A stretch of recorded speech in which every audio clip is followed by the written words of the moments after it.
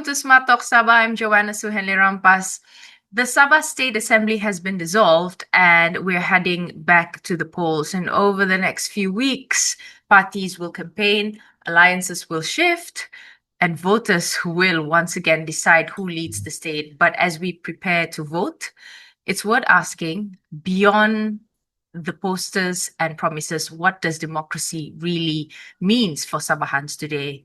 Is it something we practice once every 5 years or something that we live and shape every day? So tonight on Smart Talk Sabah, we're unpacking what it means to go beyond the ballot, to build a participatory democracy where citizens not just vote, but partners in shaping policies and accountability. And after all, the very word democracy comes from the Greek demos, meaning the people, and kratos, meaning the power, literally power of the people. Now, joining me today is Mr. Danesh Prakash.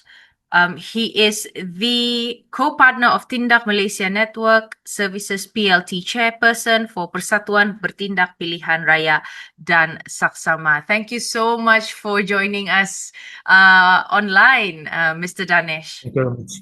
Thank you Right. very much for inviting me. Thank you. So let's dive into it, Mr. Danesh.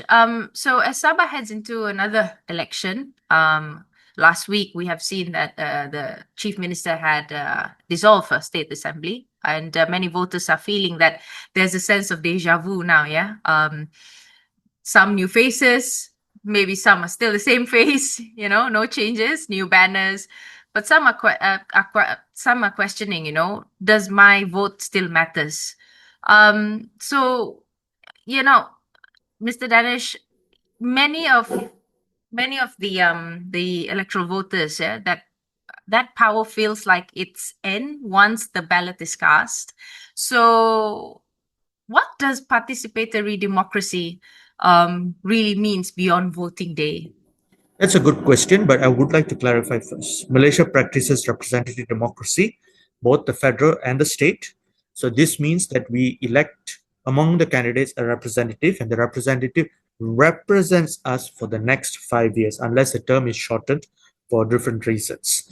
Now, this means the pinnacle act of the representative democracy for the voters particularly is the election day, where you cast your votes and decide who is going to represent you for the next 5 years. Now, if we were to just reduce the actions of the voters to just one single day, that's where the problem comes, because you only see democracy from the perspective of just casting a vote. Actually, it is a continuous work. The question is whether you have the time, whether you have the interest to be involved. So after an election, and let's talk just about after election. So the candidate becomes a representative, and the representative carries out his or her duty. So on paper, he's supposed to do legislative work. Having said that, the reality is he's not only just doing a lawmaking job, he or she has to service the constituents. Now, servicing constituency means he needs to understand your needs as a voter for the whole term, that he or she has signed up for. So now as a voter, you need to ask, okay, this candidate who has came out with or part of a manifesto said, I will lay this X, Y, and Z. Is the manifesto being fulfilled? If the answer is no, what would you do about it? Now that's one thing that as a voter you should be doing after the elections. The second thing is, what happens if your candidate who becomes representative got embroiled in activities that tarnished his or her integrity? We're talking about corruption. We're talking about any form or other form of scandals. Yeah. As a matter of fact, that's going to be the hot topic for Sabah because of all the recent revelations that is being rolled out since the beginning of this year, if I'm not mistaken. Yes. So as a voter, you need to make your voice loud and clear. You know that if your representative is caught doing all of this, then you should find a way to compel him or her to see you and explain what has happened. right? Because unfortunately speaking, in Malaysia, once the representative is elected, there is no recourse for the voter to remove him or her from the duty. Right? We don't have a concept of recall elections. Sure. The way that a sitting representative is being removed is either through death, through voluntary resignation, with anti-party hopping law, or other forms of disqualifications. But if the candidate is embroiled, for example, in a scandal, do not want him to stay on power. Unfortunately speaking, you have to wait until the end of the term. So this is why I'm laying these alternative ideas for you as a voter. You should do this sort of basic stuff. Okay. That is particularly for after the election. So now let's talk about from now till the election day. Okay. What you should do. So after from October 16, the election dates gets announced. Please make sure that you are in the constituency on that election day. Please turn out to vote. Okay. Now everyone, every Malaysian 18 years above has been registered as a voter. You don't need to go manually try to register yourself anymore. The access of voting has improved in that manner. So please exercise the right to vote. That's one. But that's not enough. That's, if you ask me, that's too basic for me to consider. The second thing is, I strongly encourage people to be politically involved. If you think your views are aligned to these certain candidates, to these certain political parties, you should get involved in whatever capacity, either through election monitoring like Pacha, or even just assistant, right? For the other case, we would say if there's opportunity for you to do election observation on behalf of the NGOs, please approach the relevant NGOs as soon as possible, because the opening for the observation has just also kickstarted, if I'm not mistaken, yesterday. So these are some of the things that you should get involved now. Right. Okay.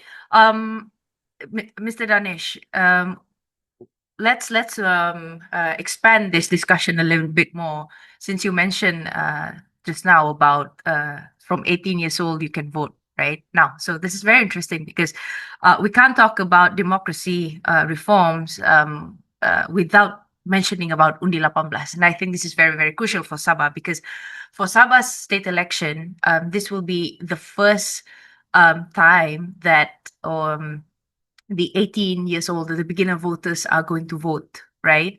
As for, state election. So this will be the litmus test, I would say, yeah. And so by the looks of it, and this is my observation, yeah, when I have gone to the ground, and it's quite concerning that the undi, or should I say the beginner voters preparedness towards the election is questionable. And why I say is questionable is this. Some might say that they don't understand about the whole manifesto elections, or the way how elections are being conducted and so forth. That's the first thing. And secondly, many are simply disillusioned. Some of them would say that if in Sabah we call it sama saja orang dia.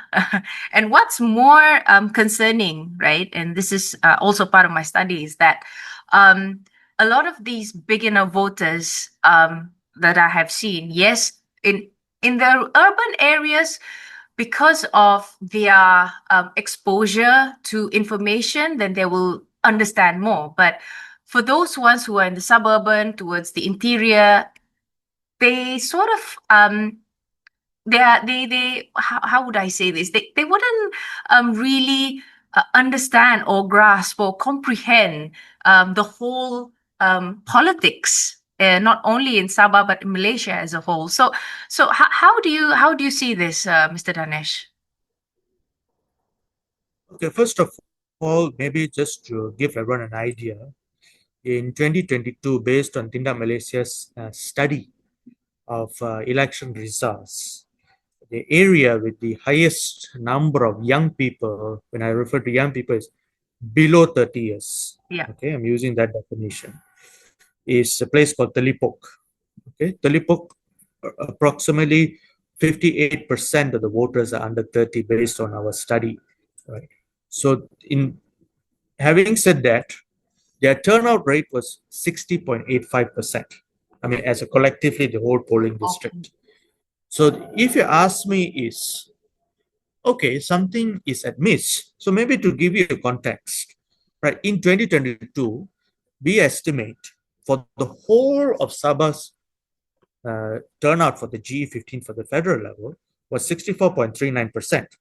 But then you have Telipok, which is a semi-urban area, which has the highest proportion of young people based on our study. Only 60% of the voters of that area came out.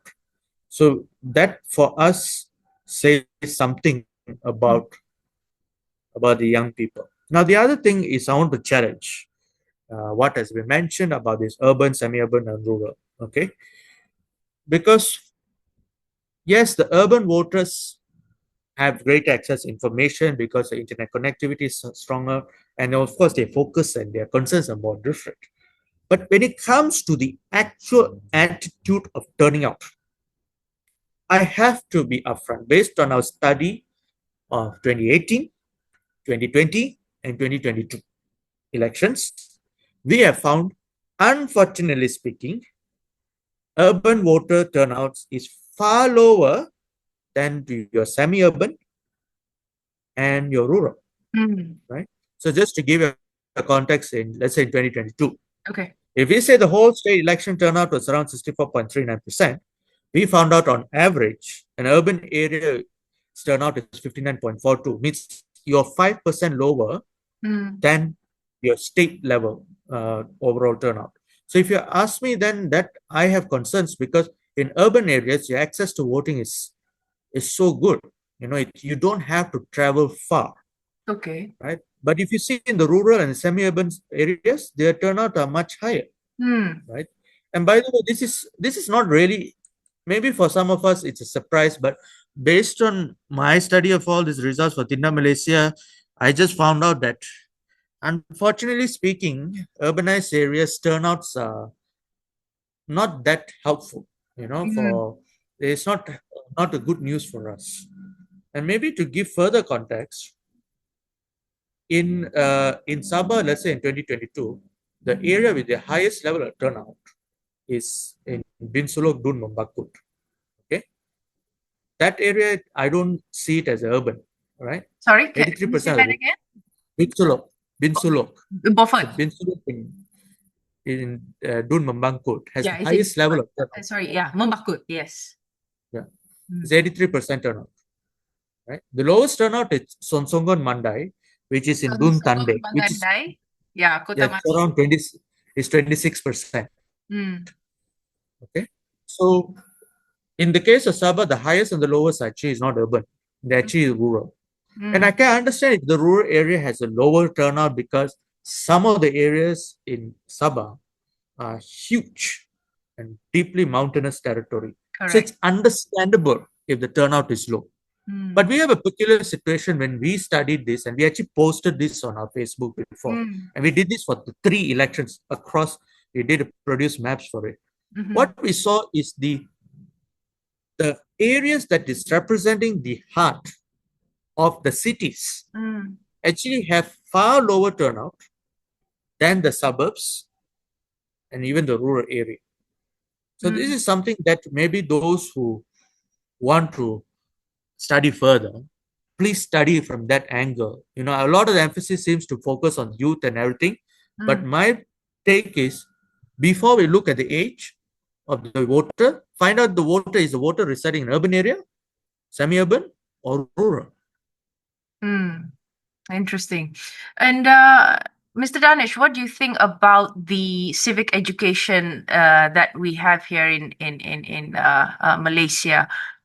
I mean, of course, Tindak Malaysia have emphasized that democracy is only strong as the system that supports it, and of course, this comes back to the education system that we have, a civic education that we have, right? So, and when it comes to civic education, of course, we can learn from other international, other countries, like for example, Germany, where politics it's compulsory, right, in their school subjects. And of course, if we see Nepal now, they have this movement called the My Vote Matters campaign, where they train youth to teach peers about elections and so forth. So I mean, when you look at places like Estonia, for example, where young people use digital platforms to even give feedbacks on policy. So, but then in Malaysia, what do you think? Sabah in particular, um, do we have, or how do we encourage more of these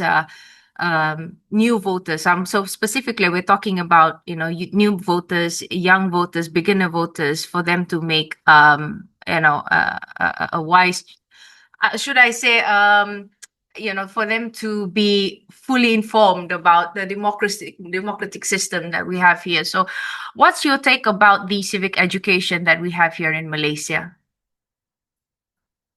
Okay, I personally don't have a very strong understanding of the status of our education system at this point of time.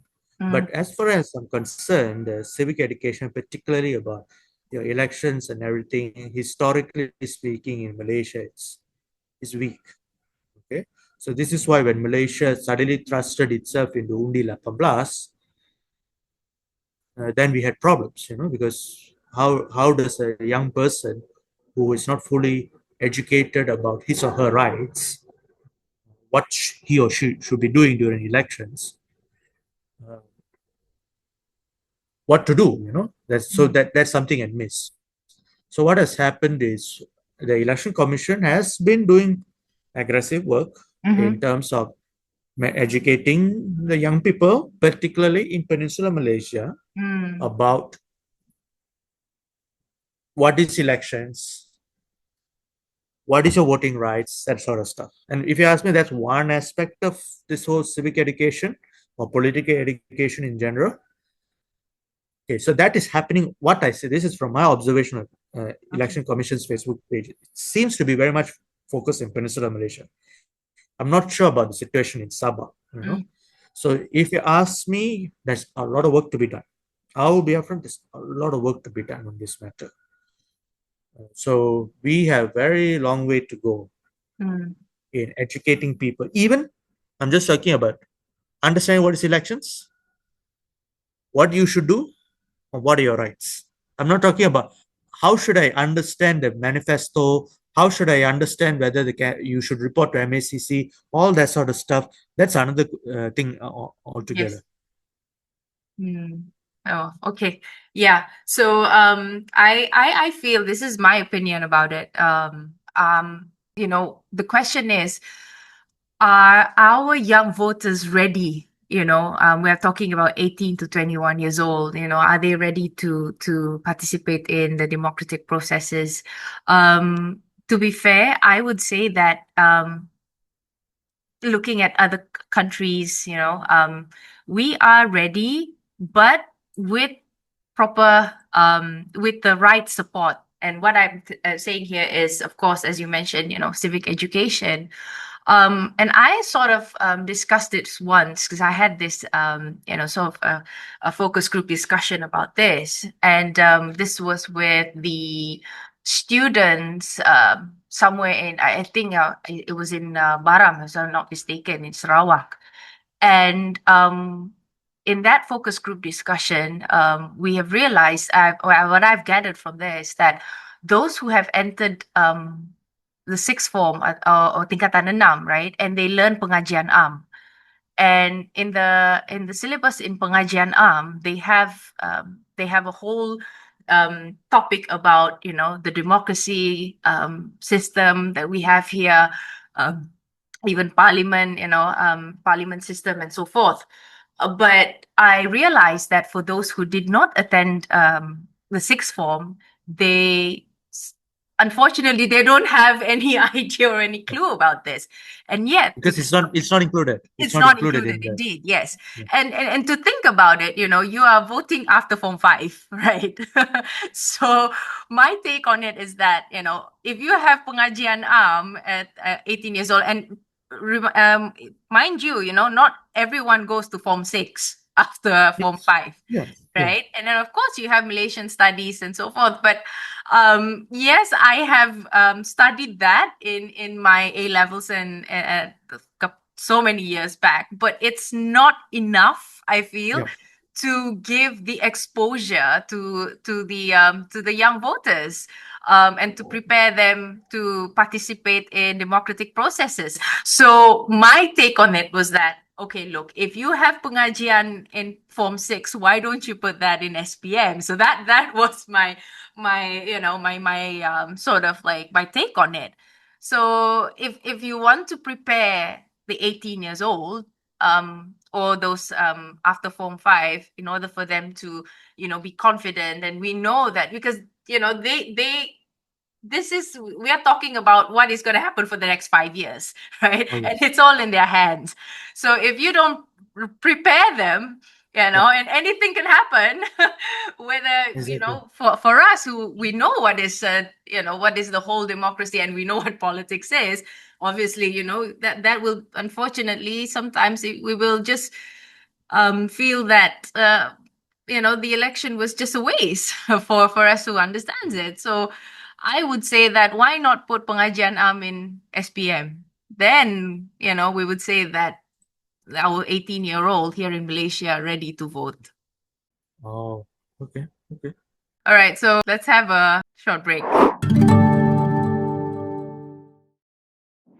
Right, welcome back. So, Mr. Danish, right now, Sabah and Sarawak together holds only about 25% of the parliamentary seats, a far cry from the 35% originally understood, or the 35% cry, or restore 35% cry from the Sabah and Sarawakians. And of course, many argue that this imbalance limits the Borneo's voice in national policy making. So, Mr. Danish, do you think that it's time for us to, um, have an additional seat for Sabah, or perhaps you might have a different argument on this matter? Because as for Sabahans, this is not just to honor MA63, but it also reflects, our growing population and regional significance in Parliament. So, what's your take on this, Mr. Danish?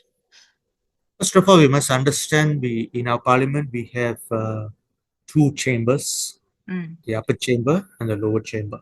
yeah. The lower chamber refers to the Dewan Rakyat, okay, which is our members of our parliament, MPs. And then we have the upper chamber, that's Dewan Negara, which is the senators, which is a mixture of representatives of states and other interest groups. Okay.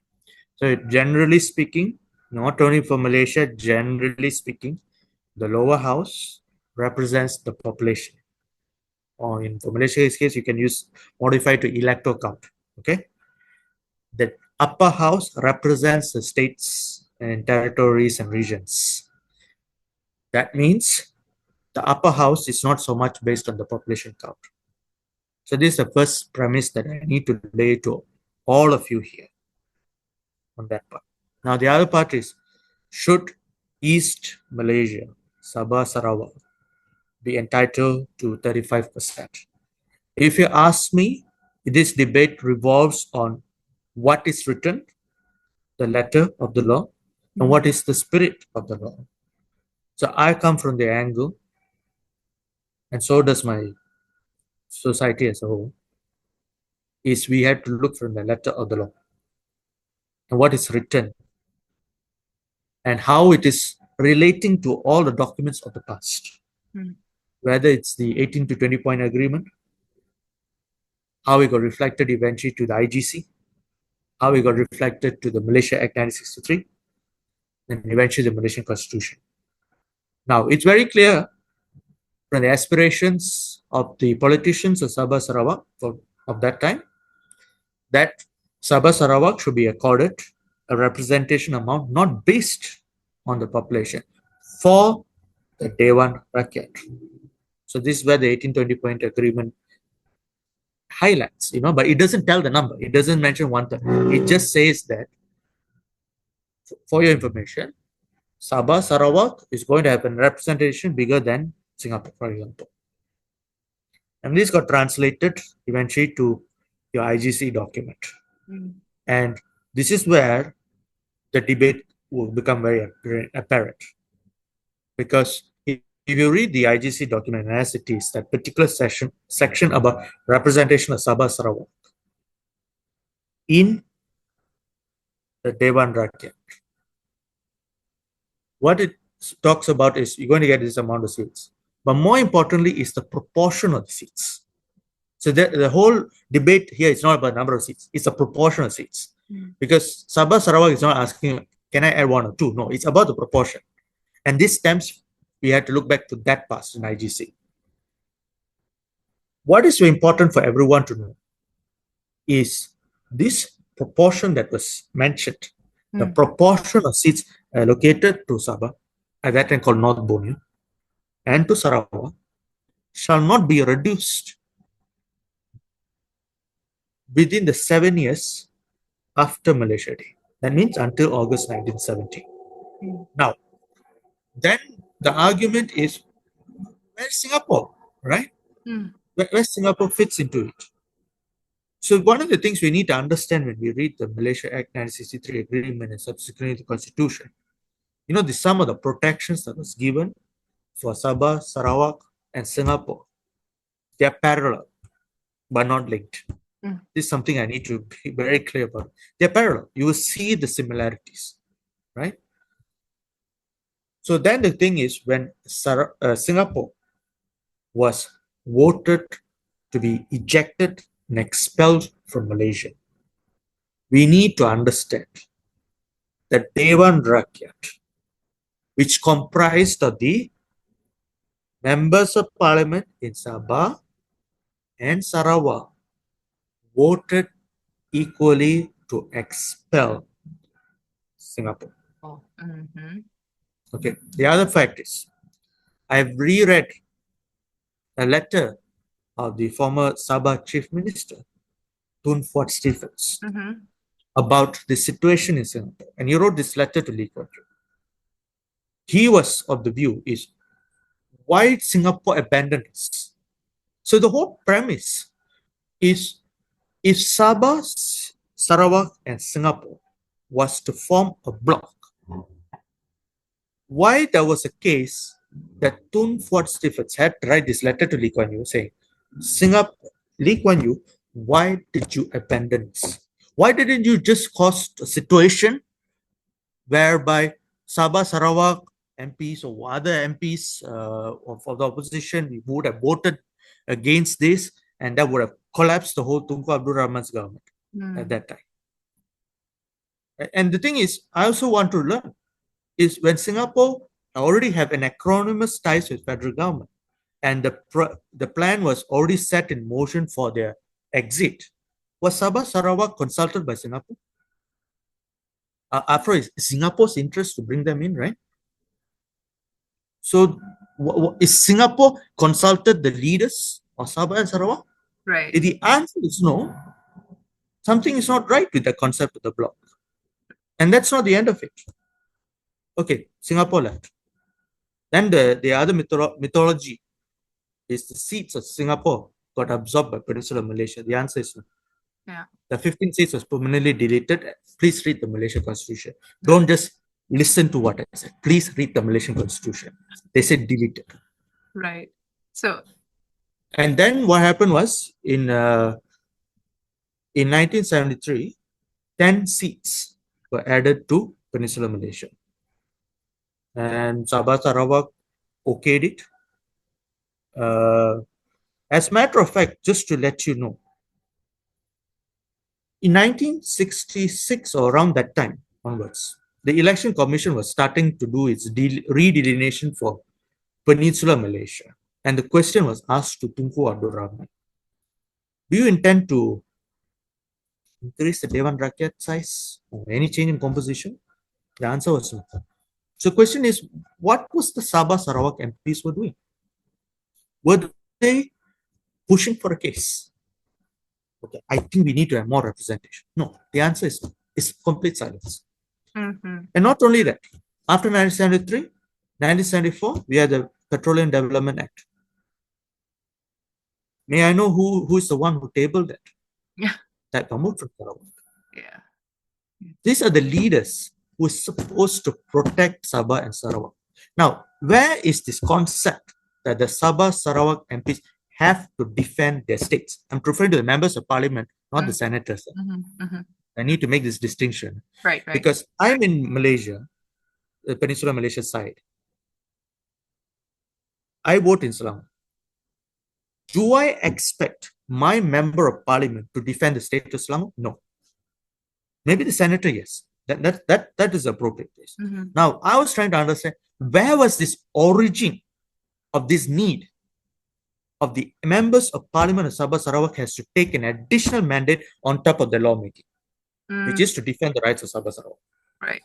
And when I studied the first set of members of parliament of Sabah Sarawak before the 1969 general elections, they were indirectly elected. That means the local elections that was done, we're referring to local council or local government elections in Sabah Sarawak, they created this concept called electoral college. That means first, as a voters of Sabah Sarawak at that time, you vote for your councillors. Among the councillors, subsequently, you vote for someone at the division level or residency level. And from that, a set of people be appointed. It's like going up. Among the councillors, I choose an X amount of people among themselves, the councillors, some at the division level. Among the division level, some of them becomes the equivalent of your Ali Dewan Undangan Negeri. Okay, and then among them, we have the 16 MPs and the 24 MPs from Sabah Sarawak. So that time, up to 1969, as a member of Parliament Sabah Sarawak, I have no obligation, not only Dewan Rakyat, I have a direct connection to the Dewan Undangan Negeri, or for Sarawak's case at that time, called Council Negeri, right? And also indirectly to all my councillors. Because I read even an academic article, it's the Sarawak MP specifically is expected to divide his time or loyalty among all the different tiers. But as per Malaysia Act 1963 agreement, the linkage or the concept of indirect elections will cease to exist 5 years after the Malaysia Act 1963. That means in 1968 onwards, after that dissolution of the parliament, moving forward, Sabah Sarawak MPs are elected directly by the voters. The Dewan Undangan Negeri members are voted directly by the voters. Right. So the linkage between the member of parliament of Sabah Sarawak with the DUN got disconnected. But the mandate that the member of parliament of Sabah Sarawak is to defend the rights of these two regions still exist. Sure. So I hope this will be an extremely long conversation, becomes a podcast of its own, but Exactly. I just need to lay these facts that has been taking place in the early years. Right. As a matter of fact, Malaysia wrote a piece, one position paper about this. So we have looked at all arguments for the 35%. Right. We did not discount it. We cannot pretend it doesn't exist. But then when we study, okay, this is your arguments, this is why you're pushing for it.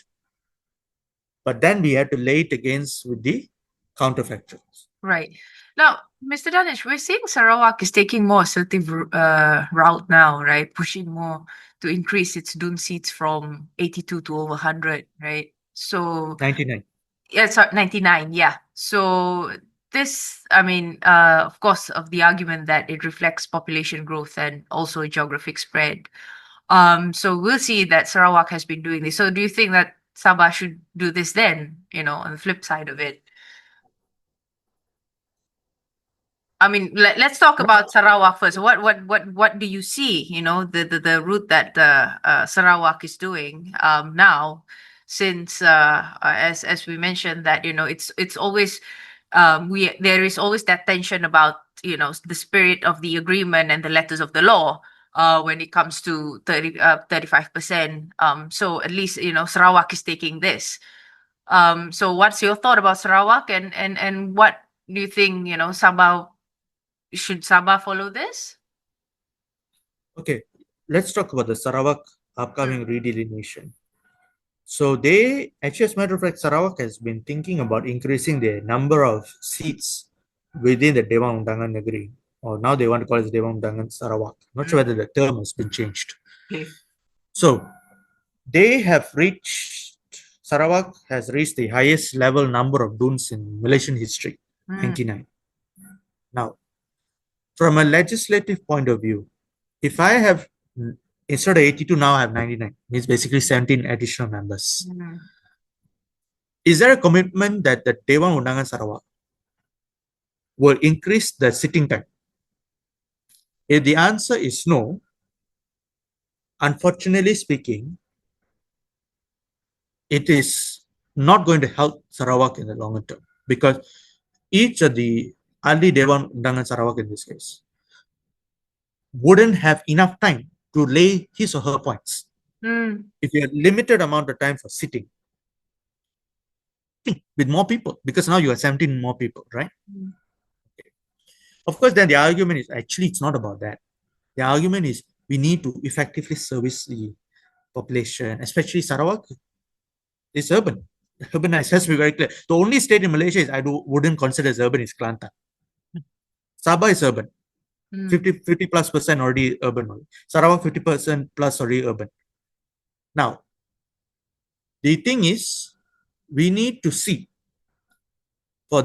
thanks to Sarawak's move of adding 70 new dun seats, for the very first time since 2018, 2019, we have a potential redelineation.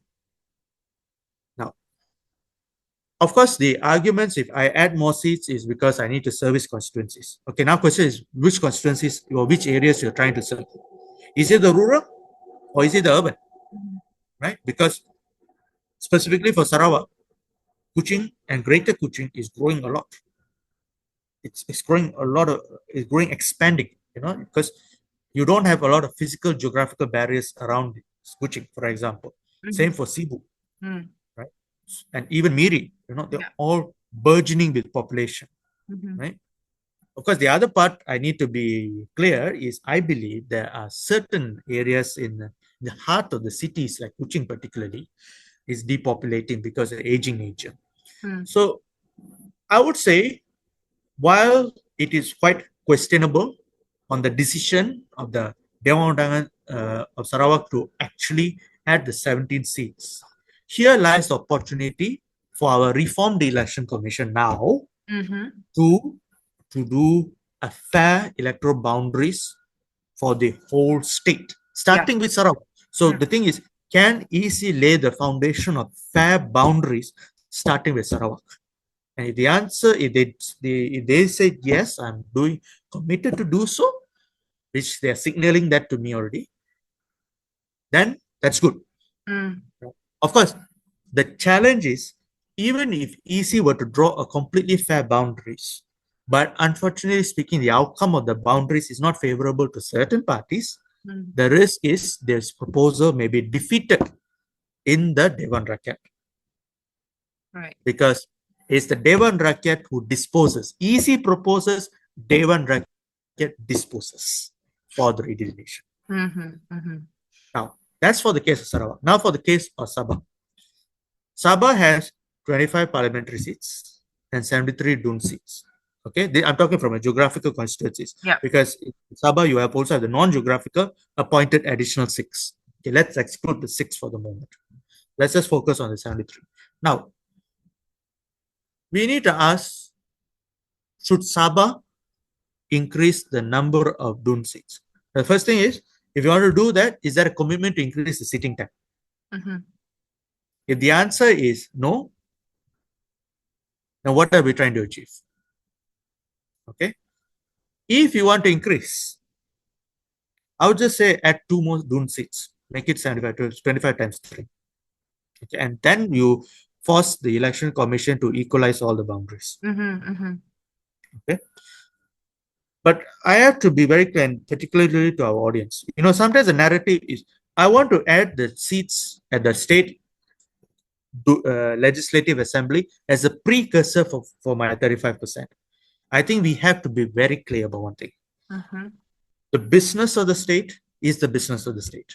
Meaning the state legislature is a business of the state. So you can regulate how many members you want to put up. but please don't try to link with parliamentary level. Okay, there was a point of time in Malaysia up to 1983. There was a rule which we in Tina Malaysia strongly believe is should be reinstituted. The number of DUN seats in any given state shall be the same or multiple of the federal number of seats of that state. So, for example, if Sarawak has 31 parliamentary seats, your DUN count should have been actually 93, not 99. 31 times 3. For Sabah, and why is I'm saying 75, 25 times 3. But we don't have that linkage anymore.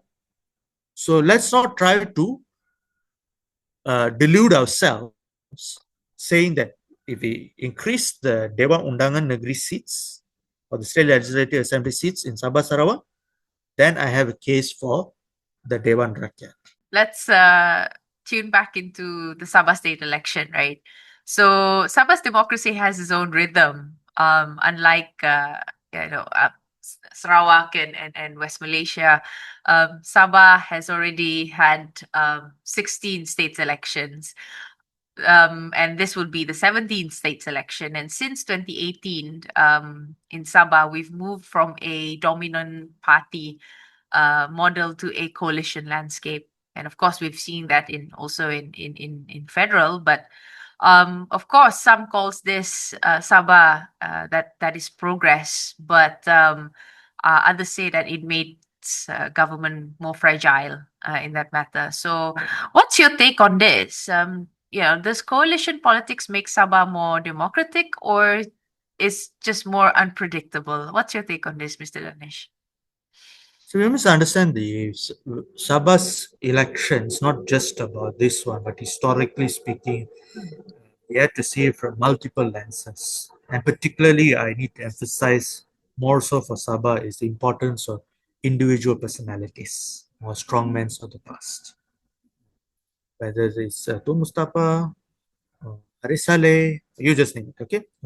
And Musa Aman before also, Nasir Musa Aman, right? I wouldn't consider Hajiji as a strongman for this purpose, okay? So, but the point is, it's the personalities. This is why you have a lot of political parties form, mushroom, and then disappear, then reappear in different forms, right?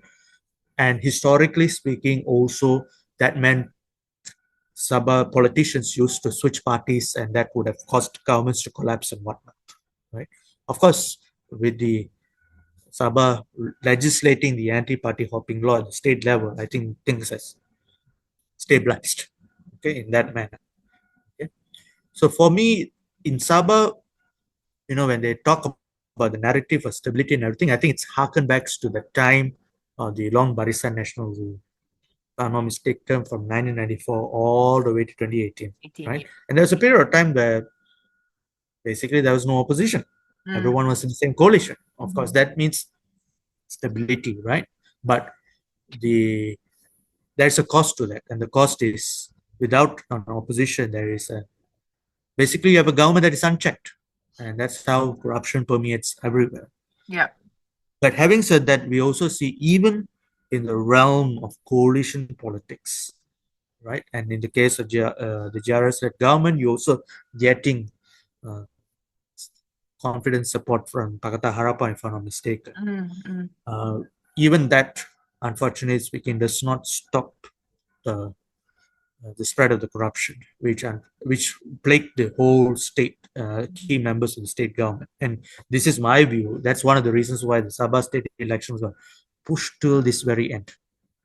Eventually, they had to dissolve, right? So push come to the shove, they had to do this. So for me, when they say about narrative of stability and everything, we need to ask them, are you referring to that time of one single coalition where everyone was on the same so-called same view or same page? Are we returning to that time for the premise of stability?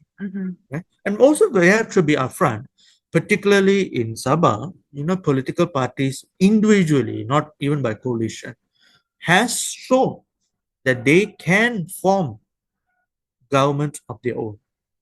We think about, let's say, Berjaya, we think about PBS.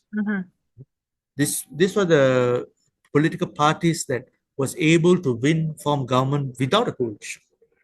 So, and the thing is, at the early stage of their winning, it's not necessarily very stable because they just won a thin wafer. But the next election, they somehow provide stability because they win big. But then after the next cycle, they lose very badly. Right. So this is even you sell the notion of stability. It's maybe stability for this term. You can't promise that for the longer term. Right.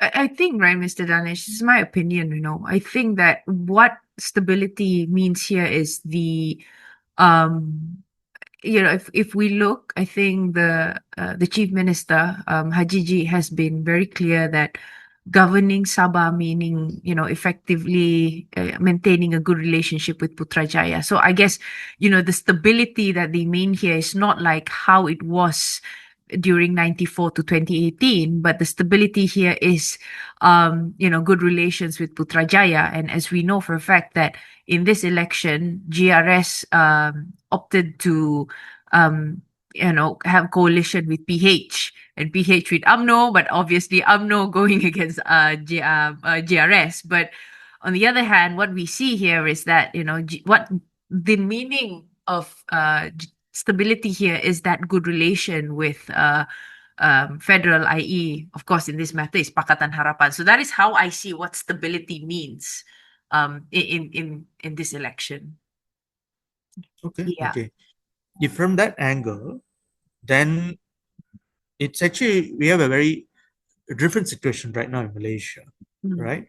So let's say we have a different government that comes into play who is not so friendly or not on the same Page. framework of the Madani, right? For example, I think in this current government, you can work out some sort of a meaningful relationship.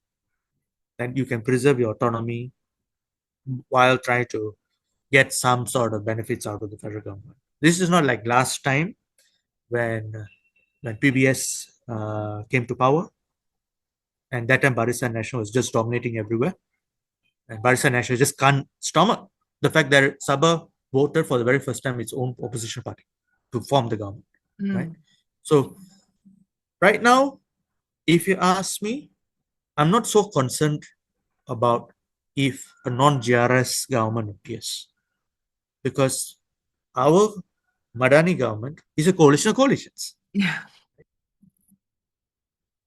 So it has to find ways to relate to this state government, likewise the state Yeah. government has to relate to the federal government, right? So this is something that for us to think about. Right. But again, if I may add to that, if you look at history, right, any government in Sabah that goes against the federal government will have a short span. Of course, that happened during 1990 with PBS, and not long ago, in 2020, when after the Sheraton move and the Warisan Plus government at that time, did not join, of course, the Sheraton move or, Muhyiddin. And of course, they only lasted about 2.5 years. And so there is this pattern that we've seen here in Sabah that any government that goes against the federal government there is instability there, you see. I mean, thankfully now that we already have anti-hopping law, of course, before this is all about, who has, it's all about the number games, maths. But then, that's the thing I see. Unlike Sarawak, is totally different. You see, Sarawak, you can be with or without the government, and they can have a G2G, relationships. I mean, just look at Terengganu and Kelantan. I mean, PAS has been there for so many years, and they still, can have a strong state government, PAS. So, I think Sabah's political landscape is rather dynamic. Of course, some have said that the argument is that because of the interference from Malaya-based parties that has entered in the 1990s and so forth, that has caused this instability. And so I guess, what the stability in this context for this election is that you are having a good relationship with Putrajaya. So that's my take on it, Mr. Danish. Yeah, right. So you see, when we look at the elections too, right, and voters, they face real dilemmas. You see, what goes to this? I mean, I've realized that during this whole conversation, you've also mentioned that people are sort of like they they are disillusioned, or perhaps they're just fed up, that if even they go for voting and then corruption permeates within that 5 years or so, and if I vote for a party, will it join another coalition later? If I vote for a candidate, will they jump to another party? Well, of course, there's no jumping anymore now here. So, but then will this whole party jump to with another coalition? And if I vote along ethnic lines, will that divide us even further? That ethnic politics is rather relevant here in Sabah. So, how do we restore confidence here so people vote for ideas and integrity rather than fear or frustration? What's your take on this? This is actually a very difficult question. Actually, it's far more difficult than the questions of IMA 60 through anything like that. Because the question that was raised is actually has far more impact than any other questions that was asked before. Okay, I don't have a straightforward answer for that. Yeah. Okay.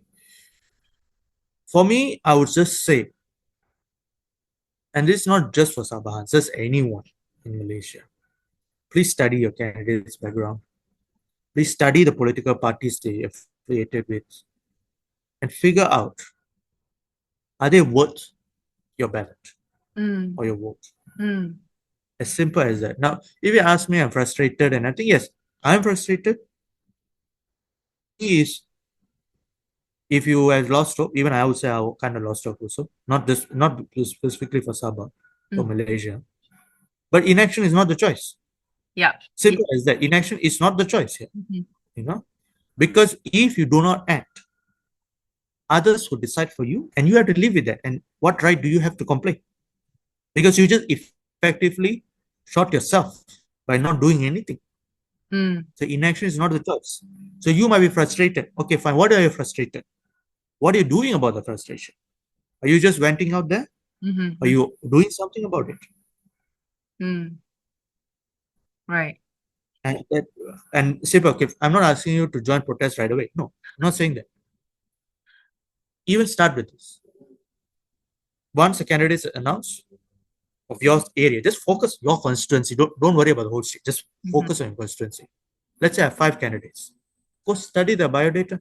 Figure out who they are. Is any of them worth your time? Of course, one of them would be. And just vote. Right.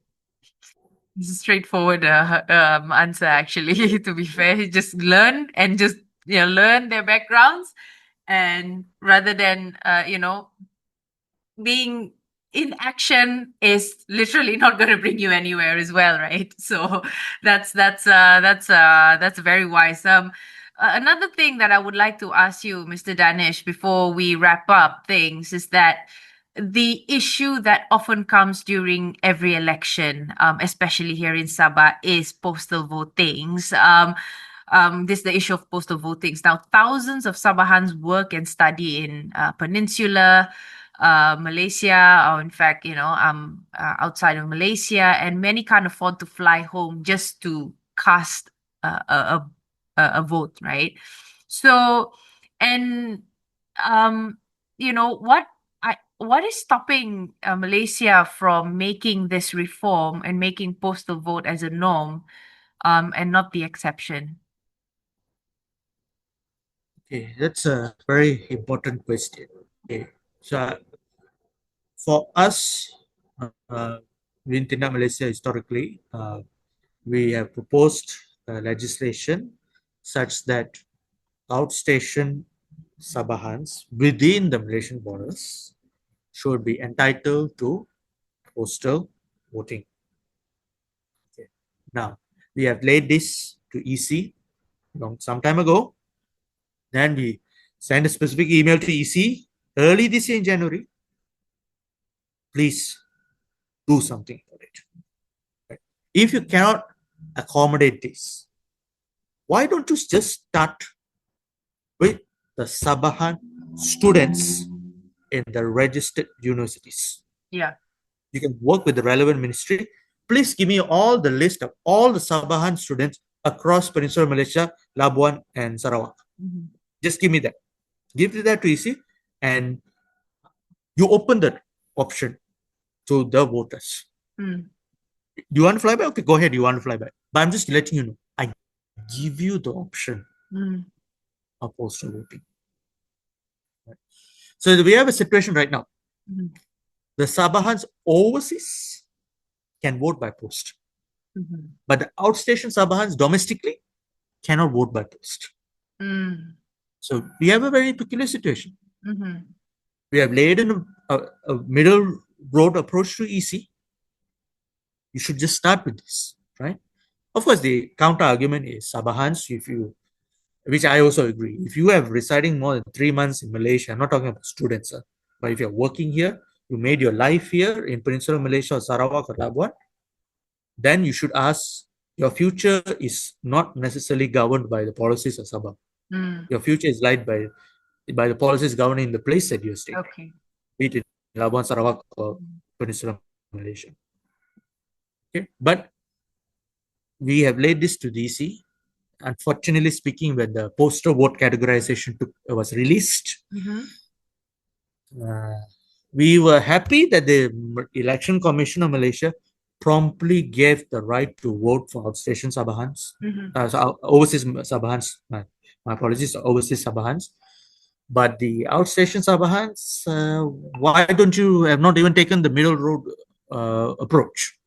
Okay, so yeah, for perhaps, when we're talking about postal votings this time, I think, this time around, Sabah, obviously we can't see anything progress on that one for now, but I hope that towards the parliamentary election, then perhaps we will see some changes, and as easy as simple as starting off with the students in registered universities. I think that is the first step to do, baby steps to do. I mean, you have reformed lowering the age from 21, voting age from 21 to 18, and why not can we also reform, ways in order for us to, for these beginner voters 18 to 21, because most of them 18 to 21, they are all in universities.